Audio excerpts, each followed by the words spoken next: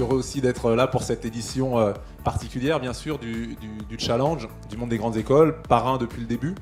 Cette 10e édition du Challenge du monde des grandes écoles et universités s'inscrit dans la continuité avec toujours les 4 axes primordiaux que sont bien sûr les métiers, le handicap, le sport et le fun. Le groupe Lagardère participe pour la 10e année consécutive au Challenge du monde des grandes écoles et universités parce que ça nous permet de rencontrer un grand nombre d'étudiants issus de plusieurs écoles, d'universités en un seul jour. Pourquoi est-ce que le groupe Pathos participe à ce Challenge du monde des grandes écoles et universités? C'est d'abord la répétition d'expériences réussies, tant pour le recrutement, la mise en contact avec des étudiants qui ne nous connaissent pas forcément, que pour le côté fédérateur au sein de nos équipes Atos. C'est à chaque fois une réussite et un plaisir renouvelé. Le challenge, moi j'ai eu l'occasion de voir, d'y assister l'an dernier, nous avions un stand. Il y a ce très bon mélange entre la convivialité et les échanges avec les entreprises. C'est vraiment un très bon point de contact. Donc nous avons trouvé ça très réussi, à la fois pour les élèves, pour les étudiants et puis pour les entreprises. Bureau Veritas a décidé cette année pour la première fois de participer au Challenge du monde des grandes écoles et des universités. Nous espérons que cette participation va créer de la cohésion au sein de l'équipe. On mise beaucoup sur cet événement, aussi bien en interne qu'en externe, en espérant qu'un maximum de nos collaborateurs y participent. La RATP participe au Challenge du monde des grandes écoles et universités. On a été très séduits par la façon dont les entreprises pouvaient rentrer en contact avec les futurs grands potentiels de demain. Donc on va mobiliser nos collaborateurs sur l'aspect challenge sportif, sur le côté captation de profil, quelque chose qui change, quoi.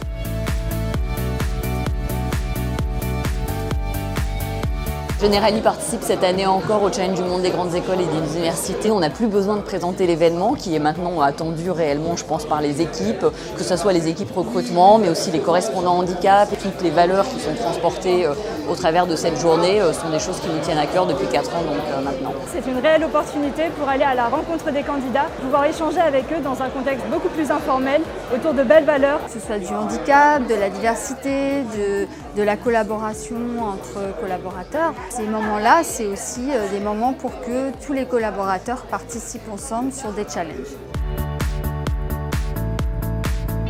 Pour cette 10e édition du Challenge du monde des grandes écoles et universités, on a voulu faire 2 grandes nouveautés. La première, c'est une chorégraphie générale où toutes les équipes pom-pom participent pour que ce soit la plus grande chorégraphie pom-pom jamais vue. Et surtout, on rajoute à ça la participation d'une équipe Handi-Pom Project. Donc c'est la toute première équipe pom-pom étudiante en situation de handicap. Deuxième grande nouveauté, c'est de faire un duel entre un champion de saut en longueur valide et le champion du monde handisport qui est Marcus Rem.